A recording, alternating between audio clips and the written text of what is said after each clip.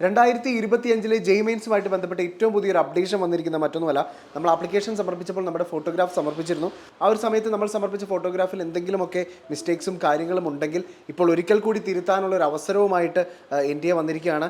നമുക്ക് നാളെ ജനുവരി 17 രാത്രി 11:50 PM വരെയാണ് ഇത് മാറ്റാനുള്ള സമയമുള്ളൂ. അപ്പോൾ തീർച്ചയായിട്ടും ഫോട്ടോഗ്രാഫിൽ എന്തെങ്കിലും മിസ്റ്റേക്ക് ഉണ്ടെങ്കിൽ നമ്മുടെ രജിസ്ട്രേഡ് മൊബൈൽ നമ്പറിലേക്കോ നമ്മുടെ ഇമെയിൽ ID-യിലേക്കോ ഒരു മെസ്സേജ് വരും.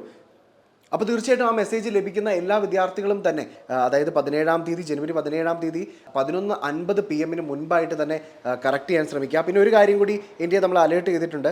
അതായത് ഫോട്ടോസിലുള്ള സ്പെസിഫിക്കേഷൻസ് എന്തൊക്കെയാണെന്നുള്ളത് ഒരിക്കൽ കൂടി എടുത്ത് പറഞ്ഞിട്ടുണ്ട്. Passport size photograph should be between 10 KB to 300 KB 10 KBക്കും 300 KBക്കും ഇടയിലുള്ള ഫോട്ടോ ആയിരിക്കണം.